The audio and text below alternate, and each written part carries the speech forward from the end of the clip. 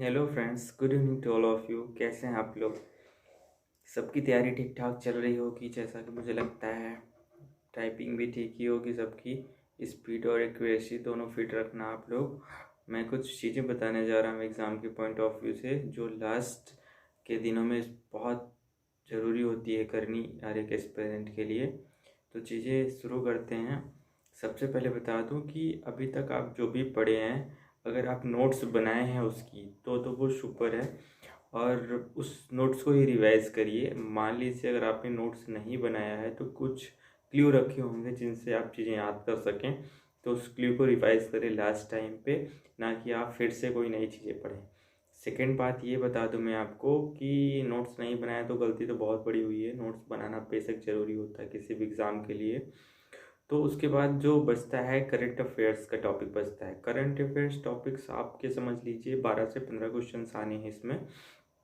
जो previous year के question आप जब सॉल्व करेंगे तो आपको पता चलेगा कि लेवल क्या होता है उनका, किस टॉपिक से क्वेश्चंस आते हैं। ठीक है, तो करंट अफेयर्स आप जो भी आपके पास 2-4 दिन 6 दिन बचा है हुआ है, उस पर आप करंट अफेयर्स पे फोकस करिए। बेसिकली करंट अफेयर्स मतलब यही सब ऐसी चीज़ें हैं जो कट ऑफ को हाई करती हैं, और मैक्सिमम स्टूडेंट्स का यही पोर्शन सब वीक होता है।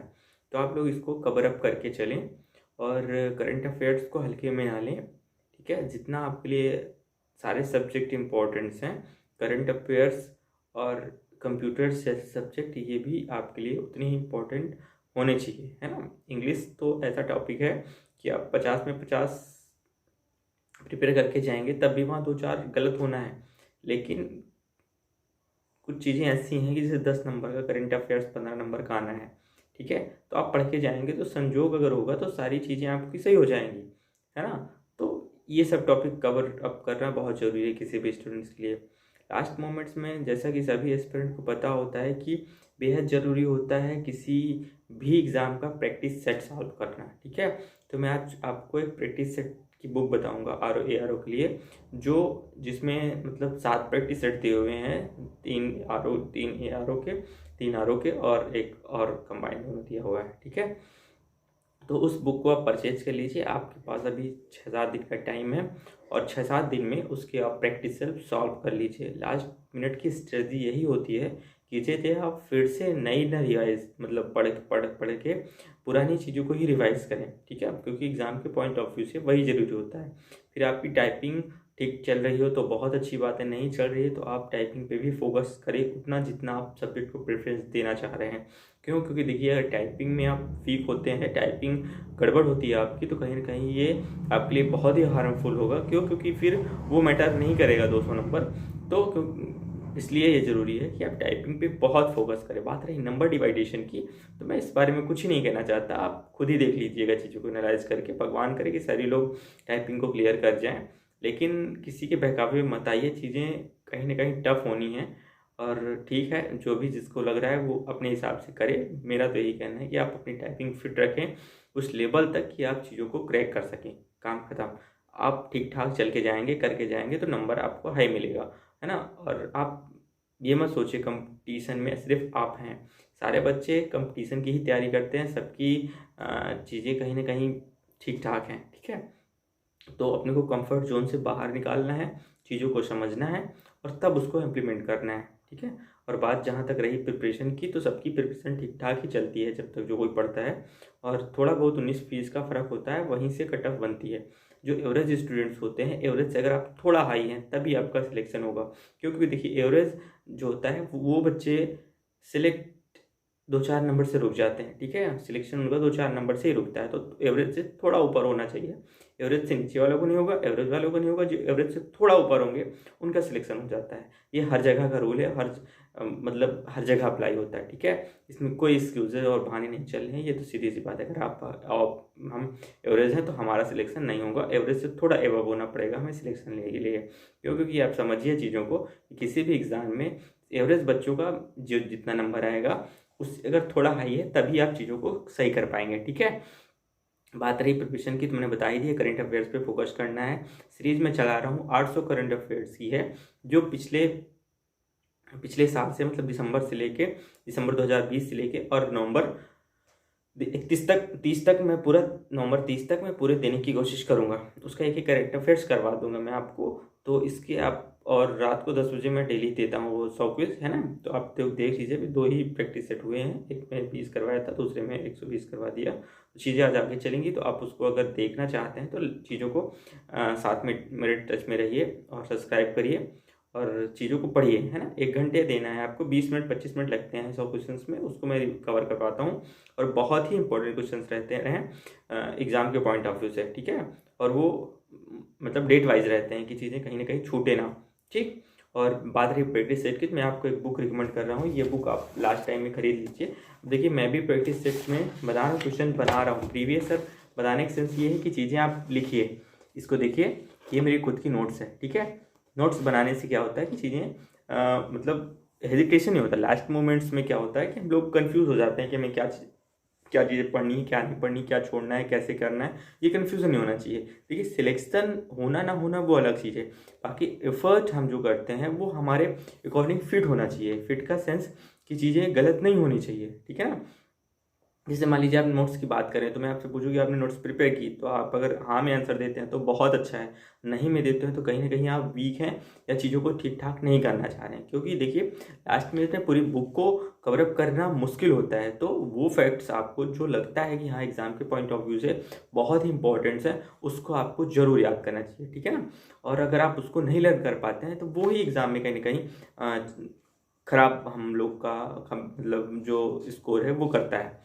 तो देखिए, आप समझिए, इंपॉर्टेंट समझिए, एक एक क्वेश्चन इंपॉर्टेंट होते हैं। यूफे के फैक्ट्स आने हैं, उसको भी आप देख के ही जाइएगा, है ना। और मैंने बता दिया कि आपको अगर लेवल पता करना है, जैसे कोई कहता है कि हाँ लेवल टफ आएगा, हाई आएगा, तो ये कोई मतलब पक्का सोल्यूशन नहीं होता किसी चीज़ का। क्यों? क्योंकि देखिए, आपको मान लीजिए कोई चीज़ आती है तो आपके लिए वो इजी हो जाएगी, मुझे नहीं आती तुम्हारे लिए टफ हो गई। तो लेवल हाई टफ नहीं होता, वो कुछ चीज़ें ऐसी होती हैं जो मेंटेलिटी होती है कि किसी के लिए टफ होती है, किसी के लिए नॉर्मल होती है, ठीक है।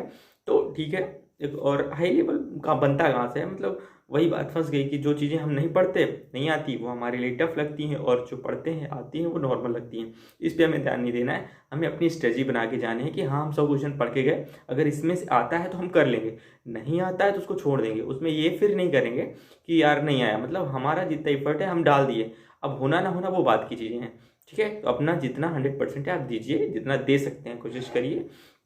करंट अफेयर्स रेडी करके जाइए, यूपी के फैक्ट्स याद कर लीजिए जो लगता है कि हाँ एग्ज़ाम में पूछे जाते हैं।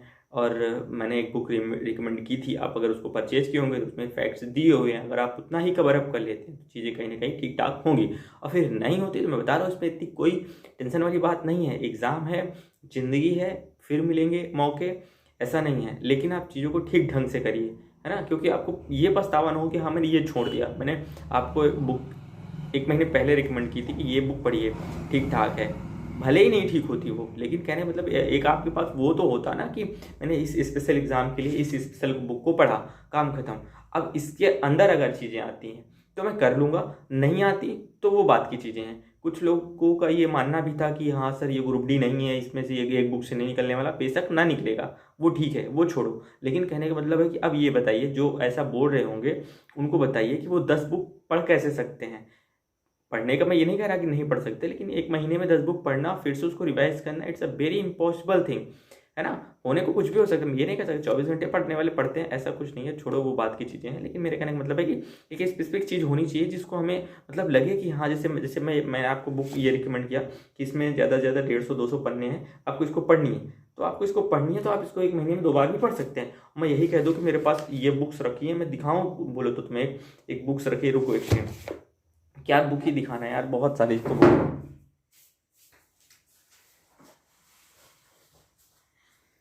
अब ये इतनी बुक्स मैं आपको दे दूं और बोल दूं कि हाँ ये बुक्स को पढ़ने से सिलेक्शन होगा आपका, ठीक है। तो अभी चलिए ये बुक पढ़िए, अभी इतनी बुक पढ़िए और इसको रिवाइज करिए।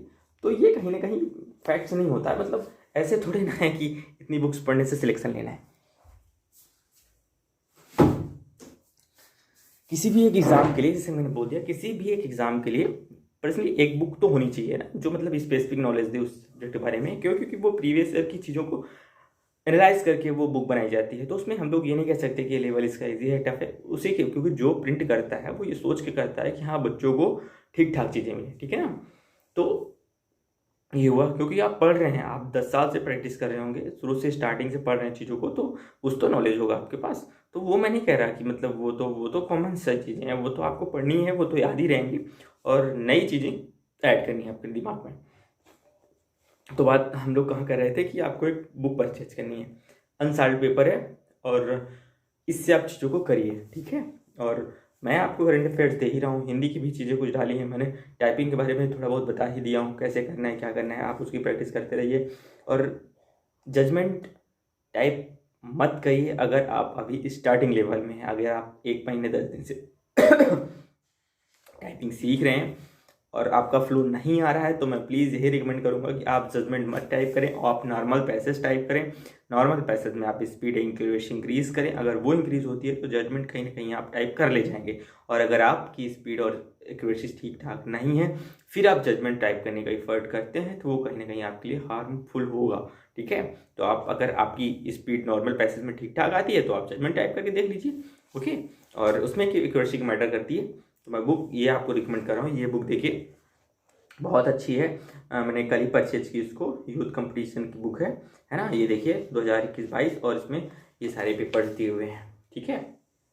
ये देख लीजिए, ये 19 का दिया है, 19 का 19 है ना, ये सब पेपर्स इसके दिए हुए हैं। और ये इसका जो प्राइस है, वो प्राइस मैं आपको बता दूँ, अच्छी बुक है तो मैं देख के ही बताता हूँ कि इसका लेवल कैसा है, कैसे आना है। तो आप लोग ये तो मत ही कहिएगा ना कि चीज़ें, मैं तो कुछ ना कुछ तो समझा बुझा के ही, ऐसे ऐसे थोड़े ना कुछ बोला जाता है यार, जैसे आप लोग बोल देते हैं। हर्ट होता है यार अगर कोई डिस्टर्ब करता है, डिस्टर्ब चीज़ें मान लीजिए आपके अकॉर्डिंग नहीं चल रही, तो मैं क्या करूँ यार, मेरी इसमें क्या गलती है। मैं तो, मुझे अपना बेस्ट ही देने की कोशिश करता हूँ, क्योंकि मुझे तो हज़ारों लोग सुनते हैं भाई, ऐसे थोड़े ना है कि मतलब कुछ भी बोल दूंगा यार। मुझे गाली खाने का शौक नहीं है यार, फिर भी मान लीजिए कोई चीज़ें थोड़ा बहुत गलत हो जाती है, तो आप लोग उसको प्लीज़ ऐसे समझाइए जैसे कि छोटे भाई को समझाया जाता है, ऐसे मत समझाइए जैसे कि कोई मतलब ऐसे इंसान को। मैं तो अच्छी चीज़ें ही देने की कोशिश कर रहा हूँ, सबको अच्छी चीज़ें मिली, फिर नहीं समझ आती तो यार वो कहीं ना कहीं आपकी भी गलती है। मैं ही तो गलत हूँ, मैं तो मान लेता हूँ हमेशा ना, मैं ही तो गलत रहता हूँ। चलिए देखिए, ये 195 की बुक है, और इसकी प्रैक्टिस सेट की एक खासियत ये है कि इसका सोल्यूशन भी साथ साथ दिया हुआ है ना। तो ये मार्क्स डिवाइडेशन भी दिया हुआ है, देखिए ये मार्क्स का डिवाइडेशन दिया हुआ है, ये देख लीजिए, सीधा है, ये मार्क्स डिवाइडेशन दिया हुआ है, कैसे क्या है 50 नंबर के, है ना।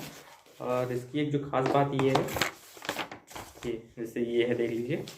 अब देखिए, अभी इतना इजी क्वेश्चन, अब आप कहेंगे कि हाँ सर ये कैसे आ सकता है, तो आता है भाई, कैसे दिखाऊं, मैं पढ़ के दिखा देता हूँ। जैसे पूछा है, what are the system international unit of mass length and time, है ना, द्रव्यमान, लंबाई और समय की अंतर्राष्ट्रीय प्रणाली मात्रक क्या है।